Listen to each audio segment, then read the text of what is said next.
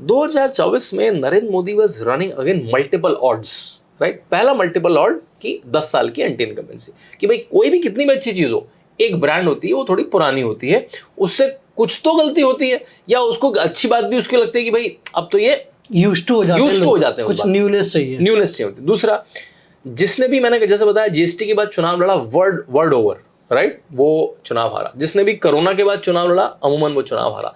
जिसने भी Ukraine Russia युद्ध की जो मंदी आई, जो इकोनॉमिक रिसेशन है, उसके बाद चुनाव लड़ा, वो चुनाव हारा। भारत में भी लगातार तीसरी बार प्रधानमंत्री बनने वाला कल एक व्यक्ति है, जवाहरलाल नेहरू, नरेंद्र मोदी से पहले। इंदिरा गांधी बनी है 3 बार से, अलग अलग पैचेज में बनी है, जीती हारी, फिर जीती फिर हारी, वो बनी है। और जवाहरलाल नेहरू जब बने, तब की पॉलिटिक्स और अभी की पॉलिटिक्स में जमीन आसमान का फर्क है। क्या जमीन आसमान का फर्क है? कि उस समय तो कोई अपोजिशन ही नहीं था।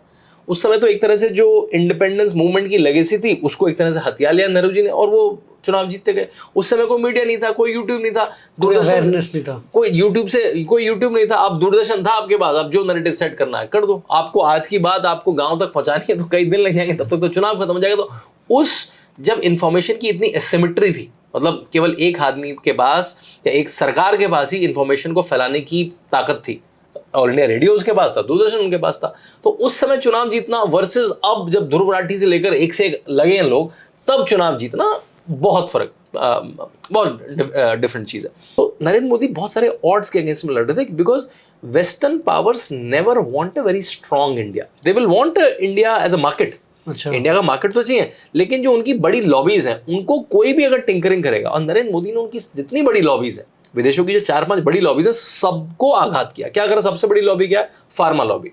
नरेंद्र मोदी ने कहा कि मैं अपना वैक्सीनेशन बनाऊंगा कोरोना का, फाइजर का नहीं खरीदूंगा। आपने कितने करोड़ों का नुकसान करा दिया फाइजर को, राइट। पर नरेंद्र ने कहा भाई मैं तुम्हारे फायदे के लिए नहीं सरकार चला रहा हूं, जो पुरानी सरकारें करती थी। दूसरा क्या करा? जो आर्म्स इक्विपमेंट लॉबी है, बहुत बड़ी लॉबी है। नरेंद्र मोदी ने कहा मैं तो भाई मेक इन इंडिया में बनाऊंगा। और इस समय पहले आपको पता है, जूते से लेकर जो हमारी जैकेट्स होती थी, बुलेट प्रूफ जैकेट, वो भी विदेश से बन के आती है, जो सिंपल है। अब तो बड़े बड़े इक्विपमेंट इंडिया बनने लगे। आई थिंक अब एक्सपोर्ट भी करने लगे। India has become a net exporter of defence equipment. तो विदेशी जो आर्म्स लॉबी, उसको दिक्कत होगी नहीं होगी? बिल्कुल होगी। तीसरी बड़ी लॉबी है ऑयल लॉबी। अब ऑयल लॉबी आपसे कहेगी यहाँ से तेल खरीदो, ऐसे खरीदो। जयशंकर कह रहे जिससे मेरा मन आएगा, जैसे मेरा मन आएगा, जिस रेट में मेरा मन आएगा, मैं खरीदूंगा। I will work in India's interest, not in your lobbies interest. आपने लॉबी को तैयार करा। अब इन सब लॉबी के पास नैरेटिव सेट करने के लिए एनजीओज हैं, मल्टीपल एनजीओज के, जो इंडिया में उल्टे काम करती थी, उनके एफसीआरए लाइसेंस रद्द हुए।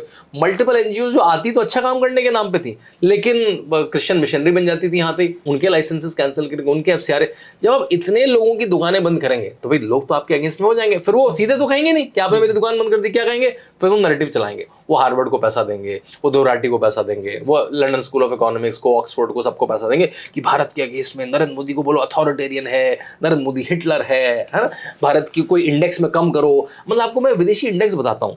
विदेशी इंडेक्स है, बड़े बड़े इंडेक्स, हंगर इंडेक्स में पाकिस्तान की इंडिया से रैंकिंग अच्छी है। Can you imagine that? जहां पे एक एक आटे के बोरे पे लड़ाइयां होती हैं, उसकी हंगर इंडेक्स भारत से अच्छा है, राइट।